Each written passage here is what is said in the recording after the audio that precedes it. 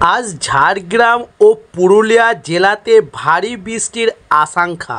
উপকূল ও সংলগ্ন জেলাগুলিতে 30 থেকে 40 কিলোমিটার গতিবেগে দমকা ঝোড়ো বাতাসের সঙ্গে বজ্র বিদ্যুৎ সহ হালকা মাঝারির পূর্বাভাস। তবে বৃহস্পতিবার থেকে বৃষ্টি বাড়বে।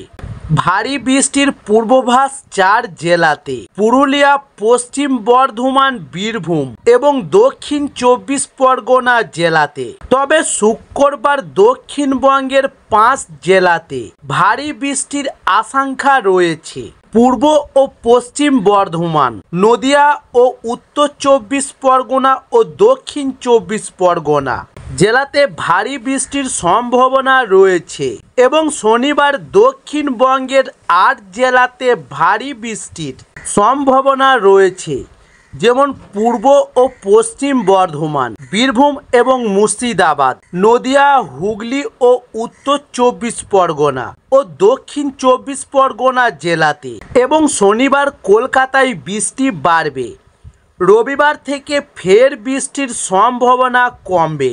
তবে রবিবার ও সোমবার ভারী বৃষ্টি না হলেও আংশিক মেঘলা আকাশ এবং বজ্র বিদ্যুৎ সহ হালকা মাঝারি বৃষ্টির সম্ভাবনা রয়েছে বিক্ষিপ্তভাবে সব জেলাতেই।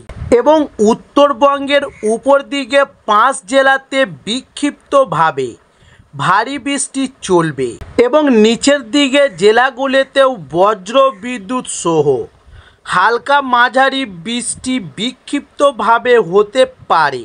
বুধবার দুপুর পর্যন্ত দার্জিলিং ও জলপাইগুড়ি জেলাতে 2-1 পশলা ভারী বৃষ্টির পূর্বাভাস। বাকি জেলাতে বজ্র বিদ্যুৎ সহ হালকা মাঝারি বৃষ্টির পূর্বাভাস রয়েছে। এবং বৃহস্পতিবার ভারী বৃষ্টি হতে পারে জলপাইগুড়ি ও আলিপুরদুয়ার জেলাতে। এবং শুক্রবার বৃষ্টির পরিমাণ বাড়বে দার্জিলিং, কালিম্পং, আলিপুরদুয়ার এবং কোচবিহার ও জলপাইগুড়ি 5 জেলাতে ভারী বৃষ্টির আশঙ্কা। এবং শনিবার জলপাইগুড়ি, আলিপুরদুয়ার, কোচবিহারে ভারী বৃষ্টির পূর্বাভাস রয়েছে। এবং রবিবার কালিম্পং, দার্জিলিং, আলিপুরদুয়ার, জলপাইগুড়িতে ভারী বৃষ্টির পূর্বাভাস রয়েছে। এবং সোম ও মঙ্গলবার বৃষ্টির পরিমাণ কমবে। বজ্র বিদ্যুৎ সহ হালকা থেকে মাঝারি বৃষ্টি বিক্ষিপ্তভাবে